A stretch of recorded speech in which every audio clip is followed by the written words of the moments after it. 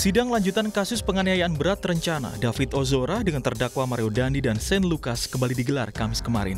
Jaksa penuntut umum menghadirkan dokter spesialis saraf yang merawat David selama 50 hari lebih di Rumah Sakit Mayapada.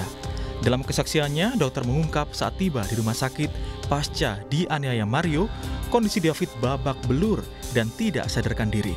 Paru-paru David juga mengalami masalah sehingga pernafasannya sempat dibantu dengan ventilator. Adanya infeksi di paru-paru memperberat cedera yang dialami David. Nah, saat saya terima, itu memang kondisinya sangat tidak bagus, GCS-nya 3, dan itu di paru-parunya itu bunyi dahaknya sangat-sangat kental sekali. Tadi saat kita terima karena dia sudah koma dengan GCS 3, itu langsung kita intubasi, arti kita langsung pasang alat bantu nafas. Karena refleksnya semua sudah hilang. Jadi kalau refleksnya sudah hilang, maka pasien tersebut akan cenderung untuk gampang terdapat infeksi yang akan memperberat. Nah, di ICU itu kita lakukan resusitasi, kita memperbaiki semua jalan nafas, tanda-tanda vitalnya, dan ternyata memang itu infeksi parunya menjadi faktor kedua yang memperberat di luar daripada trauma yang dia alami sendiri.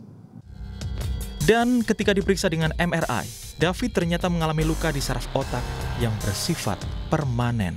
Nah, jadi hasil MRI-nya itu menunjukkan ada bercak di putih di daerah otaknya, di daerah otak besar 1 dan di daerah corpus callosum. Corpus callosum itu adalah jembatan yang menghubungkan antara otak kanan dan otak kiri. Ini juga yang nanti akan menjelaskan kenapa anak ini tidak bisa 100%. Yang bercak putih itu di jembatan yang menghubungkan antara otak kanan dan otak kiri. Betul, namanya corpus callosum. Di tengahnya atau di tengah otak. Bercak putih itu. Betul. Dalam kondisi normal tidak ada. Betul. Bercak putih. Makanya itu. MRI mengkonfirm diagnosisnya diffuse axonal injury grade 2. Nah, kalau pada kasus ini kita MRI ulang setelah beberapa minggu, itu bercaknya masih ada. Bercak itu masih ada? Bercaknya masih ada, tetapi ukurannya relatif berkurang. Jadi bekas luka yang ditimbulkan di daerah otak tersebut sepertinya akan tetap permanen di daerah sana. Menurut dokter, luka tersebut relatif mengecil, namun akan tetap menyisakan bekas sehingga David tidak bisa pulih 100%. Menurut pendapat saudara, bisa enggak ini progresnya itu bisa pulih? Kalau 100% sepertinya tidak, Yang Mulia. 100% tidak itu maksudnya selamanya? Iya, karena bagaimanapun juga ini ada bekas luka yang masih permanen di area sana. Ini kita bisa ambil contohnya pada kasus seperti orang stroke. Walaupun stroke-nya itu sudah dalam tanda kutip semua faktor risiko yang terkontrol, tapi tetap orang tersebut pasti ada mengalami dalam tanda kutip disabilitas. Kekuatan motorik tangan sebenarnya pasti tidak sama dengan motorik kakinya. Hal ini juga berlaku ketika terjadi bekas luka di area cedera tersebut dan menimbulkan bekas, pasti dia tidak akan kembali 100% seperti semula. Dari hasil pemeriksaan terakhir, dokter menyebut secara fisik David memang sudah bisa berjalan. Hanya saja, baru beberapa langkah, tubuhnya sudah oleng. Selain itu, dari aspek emosi dan bahasa, juga belum pulih akibat kerusakan saraf otak.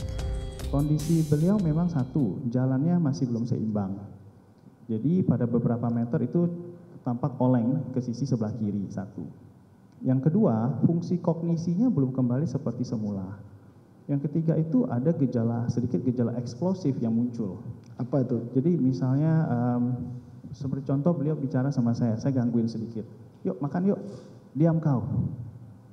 Nah, kenapa? Karena itu gejala kognisi yang muncul akibat kerusakan yang ada dari jembatan otak tersebut.